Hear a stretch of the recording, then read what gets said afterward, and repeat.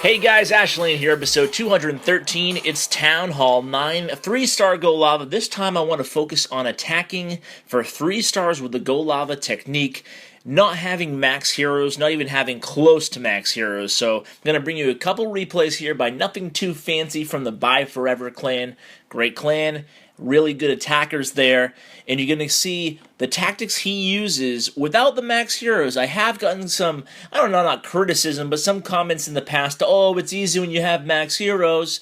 But this time I'm going to show you that this strategy is certainly viable to 3-star any Town Hall 9 within your range, no matter what level your heroes are. I mean, would suggest 10 and above would be great, but as long as they're, as long as you have a 10 and above heroes, you should be able to pull this off. Now, something important to note about all 3 of these replays, this is phase 1 of the attack. You're going to take care of the Archer Queen, the Clan Castle troops. You can see it was a partial lure there. There's a balloon and a witch that didn't come out until the ground troops triggered it. But you can see the key here is you do take care of the Clan Castle troops, you take care of the opposing queen, and you take care of 1 or hopefully 2 air defense. But what I was going to note is in all these replays, we're only going to see 1 air defense down.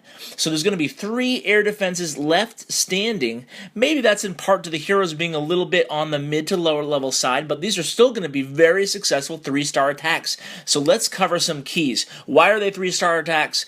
Why did he go in from where he went in from? So let's discuss this base first. A lot of attackers, a lot of more inexperienced attackers, would be more apt to attack from the north of this base because the 2 air defenses are so closely together. Instead, he attacked from the east where the base wasn't as fortified as far as defensive units, and he knew he was going to be able to take down at least 1 air defense, at least the queen, at least the clan castle, right? So he had the 3 lava hounds as well, and he deployed that first lava hound all the way in the south of the base. That's a really, really smart idea, because Nothing knew that if that lava hound was deployed up north where most attackers might have deployed it, it wouldn't have drawn all those traps along with it. Now, another key to this successful attack is go ahead and rewind on all these attacks, especially the third one I'm going to show you that's going to really point this out. But you'll see that he doesn't get overly anxious with his balloon deployment. Now, if I could pick out the biggest thing I see people do that I think is a big error on these attacks is clumping the balloons just way too many, right? So this is another variant of the attack, this time using, both times using 2 witches. Only 13 balloons in this attack. It's actually 14 because there is a lava hound in the clan castle. So only 14 balloons. Now look at this base. Very intimidating, right? I mean, look at all those walls. But look at the archer towers. Archer towers aren't really upgraded. All the air defenses are maxed for Town Hall 9, and the wizard towers are maxed. But the archer towers are level, I don't know what that level is, but 3 or 4 or something. I don't know, low. So once again, he goes ahead and he lures with the archers. Now, it's going to be very interesting here. If you look at the last video, don't fast forward, go ahead and watch them in order. But if you look at the last video, the base looks like such a noob rushed base compared to this one.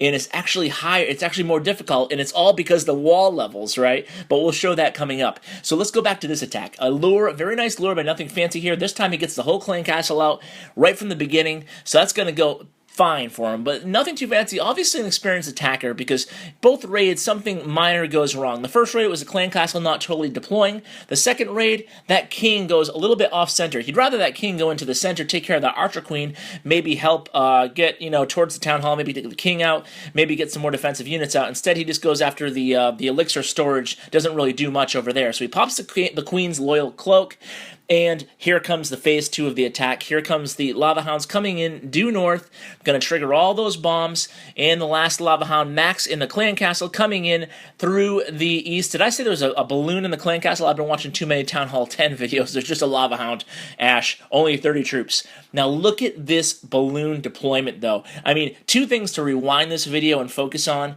are A, that he doesn't overdo it with the balloons. Only 2, maybe 3 balloons are needed per defensive unit. So if you're going to come in with some reinforcement balloons, he only has 13 balloons here, guys. He only has 13 balloons. and it's able to 3-star this base. And with the max air defenses, granted the towers were low, but everything else was on point. And it was because he was really smart in his balloon deployment. You don't want to deploy big lines of balloons or big clumps of balloons. People are too used to Loonian farming, and where you do a whole row of balloons and then you send them in behind the lava hound or whatever you're doing, you know.